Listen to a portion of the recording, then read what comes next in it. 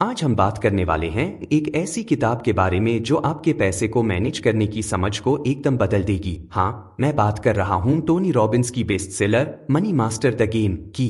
इस किताब में टोनी ने फाइनेंशियल फ्रीडम पाने के लिए 7 सिंपल स्टेप्स बताए हैं। सोचो, जैसे हम मुंबई की गलियों में सही जुगाड़ लगाकर अपने खर्चे मैनेज करते हैं, वैसे ही ये किताब हमें पैसे को सही तरीके से मैनेज करने की ट्रिक्स सिखाती है। टोनी ने बड़े बड़े फाइनेंशियल एक्सपर्ट्स और इन्वेस्टर्स से बातचीत करके उनकी सलाह को इस किताब में शामिल किया है। उनकी सरल भाषा और प्रैक्टिकल अप्रोच इसे हर किसी के लिए समझना आसान बनाती है। तो चलो इस सफर पर चलते हैं और देखते हैं कि मनी मास्टर द गेम हमें कैसे फाइनेंशियल फ्रीडम की ओर ले जाता है।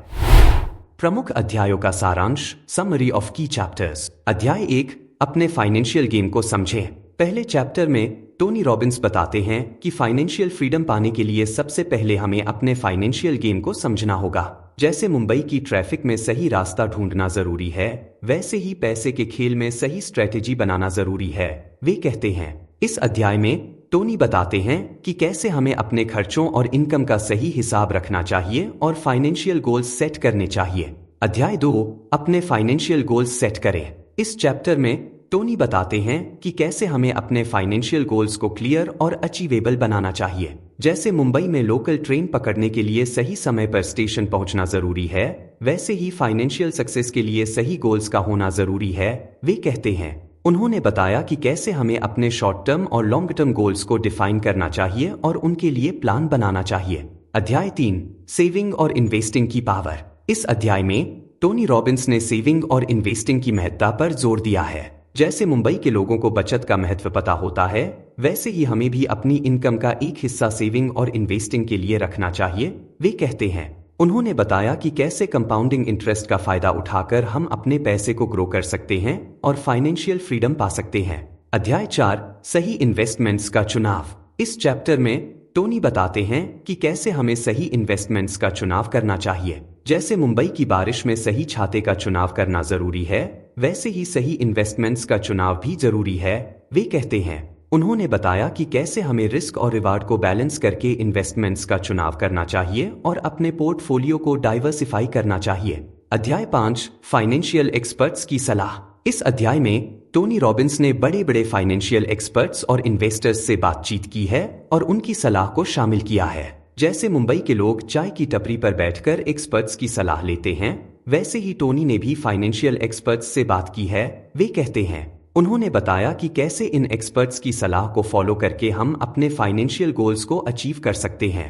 अध्याय 6, फाइनेंशियल फ्रीडम की ओर। इस चैप्टर में टोनी बताते हैं कि कैसे हम फाइनेंशियल फ्रीडम की ओर बढ़ सकते हैं। जैसे मुंबई की लोकल ट्रेन में सही समय पर चढ़कर अपनी मंजिल तक पहुंचा जा सकता है, वैसे ही सही फाइनेंशियल प्लानिंग से फाइनेंशियल फ्रीडम पाई जा सकती है, वे कहते हैं। उन्होंने बताया कि कैसे हमें अपने खर्चों को कंट्रोल में रखना चाहिए और अपनी इनकम को बढ़ाने के लिए नए रास्ते तलाशने चाहिए। अध्याय 7, फाइनेंशियल फ्रीडम का आनंद। इस आखिरी अध्याय में टोनी रॉबिन्स बताते हैं कि कैसे फाइनेंशियल फ्रीडम पाने के बाद हम अपने जीवन का आनंद ले सकते हैं। जैसे मुंबई की बारिश में चाय और पकौड़े का आनंद लिया जाता है, वैसे ही फाइनेंशियल फ्रीडम का भी आनंद लिया जा सकता है, वे कहते हैं। उन्होंने बताया कि कैसे फाइनेंशियल फ्रीडम पाने के बाद हम अपने सपनों को जी सकते हैं और अपने परिवार और समाज के लिए कुछ कर सकते हैं। इन सभी चैप्टर्स में टोनी रॉबिन्स ने बड़े ही सरल और प्रैक्टिकल तरीके से बताया है कि कैसे हम अपने पैसे को मैनेज कर सकते हैं और फाइनेंशियल फ्रीडम पा सकते हैं।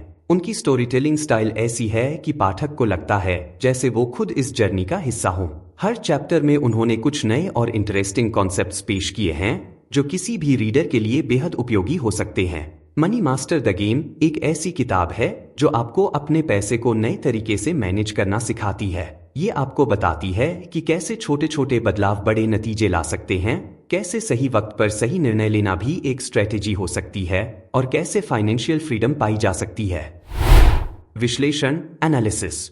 मनी मास्टर द गेम एक बेहतरीन गाइड है जो फाइनेंशियल फ्रीडम पाने की दिशा में एक महत्वपूर्ण कदम है। टोनी रॉबिन्स ने इस किताब में फाइनेंशियल प्लानिंग और इन्वेस्टमेंट के जटिल विषयों को सरल भाषा में समझाया है, जिससे यह किताब हर पाठक के लिए सुलभ बन जाती है। उनकी अप्रोच प्रैक्टिकल और इंस्पायरिंग है, जो आपको अपने पैसे को मैनेज करने के लिए प्रेरित करती है। टोनी ने बड़े बड़े फाइनेंशियल एक्सपर्ट्स और इन्वेस्टर्स से बातचीत करके उनकी सलाह को किताब में शामिल किया है। यह पाठकों को एक विस्तृत दृष्टिकोण देता है और उन्हें अपने फाइनेंशियल गोल्स को अचीव करने के लिए सही दिशा में ले जाता है। उन्होंने कंपाउंडिंग इंटरेस्ट, पोर्टफोलियो डाइवर्सिफिकेशन और रिस्क मैनेजमेंट जैसे महत्वपूर्ण विषयों पर गहराई से चर्चा की है। मुंबई की तेज रफ्तार जिंदगी में, जहां हर कोई फाइनेंशियल सिक्योरिटी की तलाश में है, यह किताब आपको ठहरकर सोचने और अपने फाइनेंशियल प्लान को रिव्यू करने का मौका देती है। यह आपको सिखाती है कि कैसे सही इन्वेस्टमेंट्स का चुनाव करके और फाइनेंशियल एक्सपर्ट्स की सलाह लेकर आप अपने फाइनेंशियल फ्यूचर को सुरक्षित बना सकते हैं। मनी मास्टर द गेम एक प्रेरणादायक और गहन किताब है जो आपको फाइनेंशियल फ्रीडम की ओर ले जाने की दिशा में एक मजबूत नींव प्रदान करती है। यह किताब हर उस व्यक्ति के लिए है जो अपने पैसे को बेहतर तरीके से मैनेज करना चाहता है और फाइनेंशियल फ्रीडम पाना चाहता है। निष्कर्ष, conclusion. Money master the game एक प्रेरणादायक और गहन किताब है जो फाइनेंशियल फ्रीडम की दिशा में एक मजबूत नींव प्रदान करती है। टोनी रॉबिन्स ने सरल भाषा और प्रैक्टिकल अप्रोच के माध्यम से फाइनेंशियल प्लानिंग और इन्वेस्टमेंट के जटिल विषयों को समझाया है। यह किताब आपको अपने पैसे को मैनेज करने के नए तरीके सिखाती है और फाइनेंशियल फ्रीडम पाने के लिए प्रेरित करती है। अगर आप अपने फाइनेंशियल फ्यूचर को सुरक्षित बनाना चाहते हैं और अपने सपनों को साकार करना चाहते हैं, तो मनी मास्टर द गेम आपके लिए एक बेहतरीन पढ़ाई साबित होगी। यह किताब हर उस व्यक्ति के लिए है जो अपने फाइनेंशियल गोल्स को अचीव करना चाहता है। तो फ्रेंड्स, आज की बुक रिव्यू आपको कैसी लगी कमेंट करके जरूर बताएं, और आपको कोई बुक समरी सुननी है तो हमें जरूर बताएं। रिव्यू एंड तक सुनने के लिए आपका धन्यवाद। ऐसे ही ढेर सारी बुक रिव्यूज आप dybooks.in पर भी पढ़ सकते हो। मिलते हैं अगली बुक रिव्यू में।